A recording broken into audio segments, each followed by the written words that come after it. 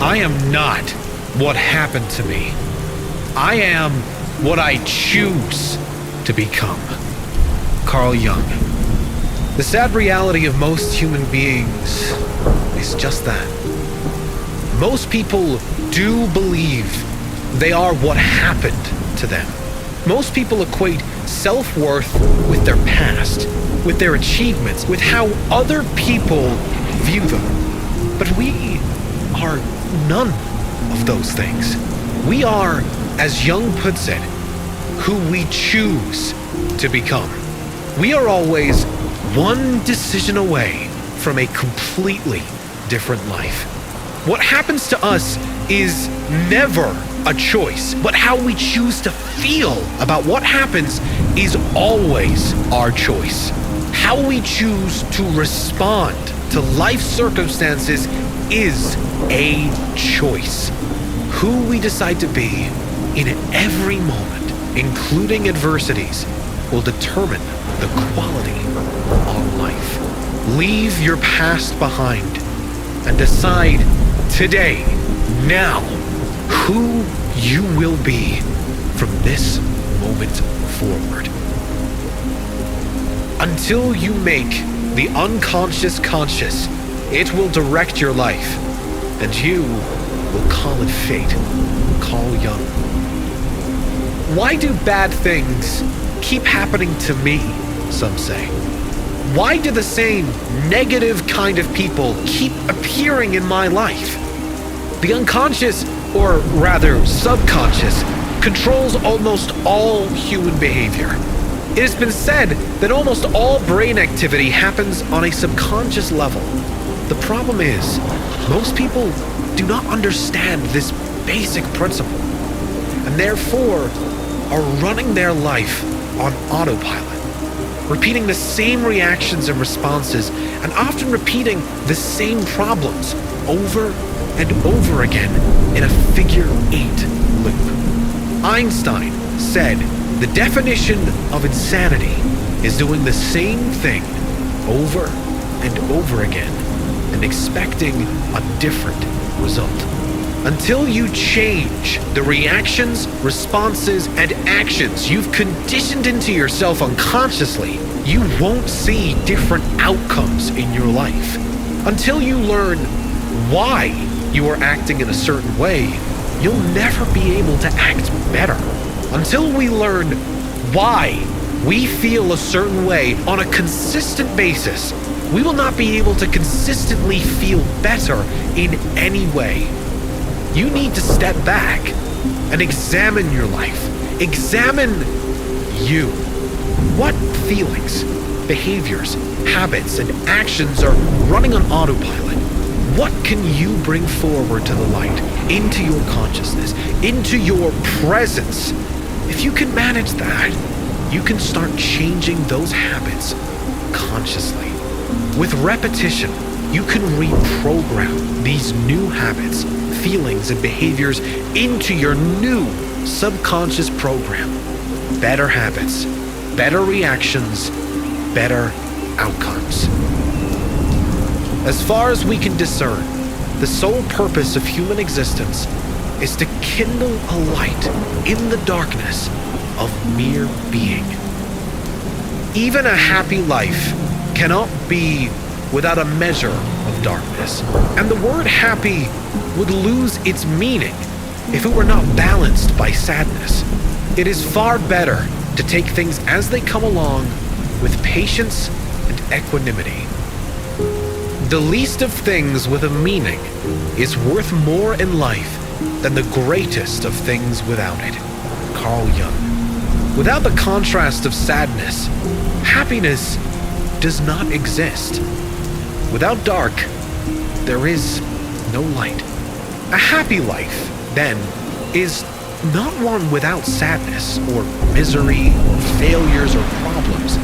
A happy life, a full life, is a life with meaning.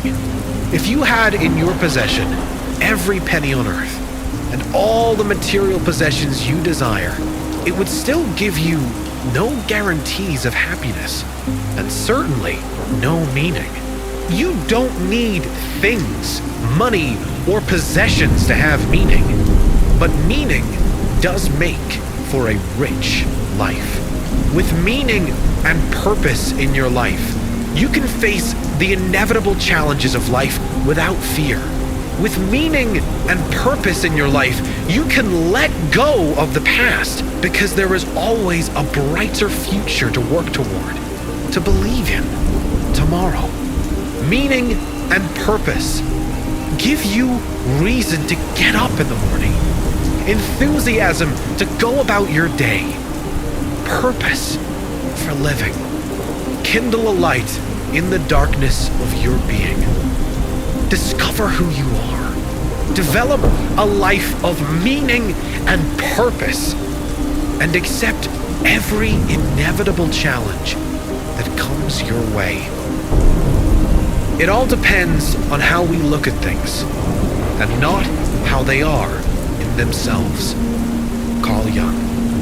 Whatever happens in your life is not reality, but rather your interpretation of it. Let me repeat. Whatever happens is not reality, but your interpretation of reality. On one of your best days, a challenge appears, and you deal with it with presence, with confidence, with competence. Then, the challenge disappears, perhaps even turns into a blessing, a new understanding. On one of your worst days, the same challenge appears. You react angrily, unconsciously. The challenge turns into a bigger issue, a larger problem, and consequently affects your life and others in a much bigger, not so pleasant way. What happened? It was the same challenge. It depends how you look at it. We've all experienced moments like this. Problems that escalated due to our reaction. Challenges that disappeared due to our reaction. It is not how things are, but how we see them. We can see beauty in anything and ugliness in anything. The real question is, what do you choose to see? Thinking is difficult. That's why most people judge. Carl Jung. We have to step back and catch ourselves judging. And this is not easy, because we all want to think of ourselves as good human beings. And you may well be. But you must take ownership of your judging as much as the next person. Judging people, judging things, judging circumstances. How do you judge? Who do you judge? Has there ever been a moment in your life where you've judged a person or a situation and then realized you were completely wrong? I think we've all had this experience. We should never judge a person or a situation where there are no facts. If we don't know, we must accept we don't know and expect the best. We really do choose how we see everything, and anything can be seen through a positive, optimistic lens if that is our intention. Make it your intention. Your vision will become clear only when you can look into your own heart. Who looks outside dreams. Who looks inside awakes. Carl Jung. Those who look outside at others, to society, for an indication of how they should act or fit into the world, are lost in a dream. Perhaps a nightmare. A life lived not authentically, but how they perceive will be most acceptable by the standards of society.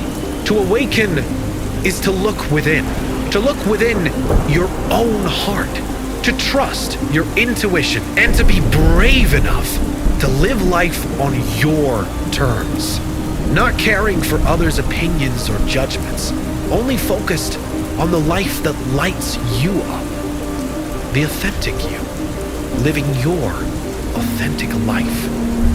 That is the awakened life. the real you, living with freedom of all outside expectations and opinions. Knowing your own darkness is the best method for dealing with the darkness of other people. Carl Jung.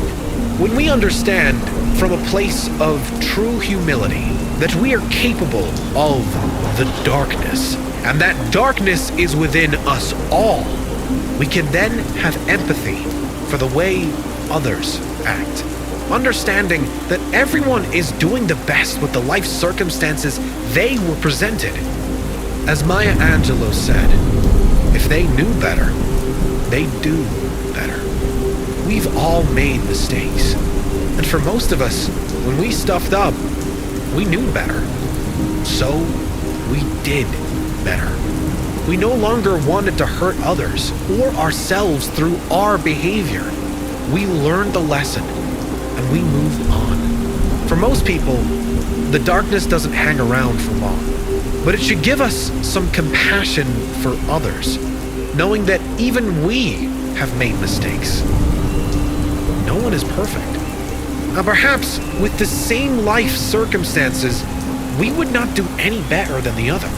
Perhaps if we went through what they went through, we would not have the tools to do any better than they are doing. It does not mean condoning any type of behavior. It is understanding that no baby was born evil or with bad intentions. Everything that irritates us about others can lead us to an understanding of ourselves. Carl Jung. Anything that irritates you in another is likely within you or within your shadow. They are the things we are most afraid will come out of ourselves. It's like a mirror for your own personality. What irritates you in others can teach you important things about yourself. Pay attention to those things in others that irritate you. Perhaps there is something you can work on too. Where love rules, there is no will to power. And where power predominates, there is love lacking. The one is the shadow of the other. Carl Jung. And how badly do we need more love and less power in the world today? The endless seeking of power and control is due to a lack of love, a lack of connection and empathy for others. Ask yourself how you can let go of your own need for power and control, even a little, and how you can bring more love, compassion, understanding, and giving in your own world. We cannot change anything until we accept it. Condemnation does not liberate, it oppresses. Carl Jung. You are what you do, not what you say you'll do. Carl Jung. We do live in this kind of world, where many people talk too much and act too little. As Jung says, you are what you do, not what you say you will do. You do not need to tell the world or tell anyone what your plans are. You can show them with your actions, with your results. That is ultimately how we are all judged anyway, on how we show up every day, who we are, what we do, never who we say we are or what we're going to do. Less talk, more action. Leaving the need for validation behind and being who we intend to be. Doing what we want to do and letting the right people show up because of those choices.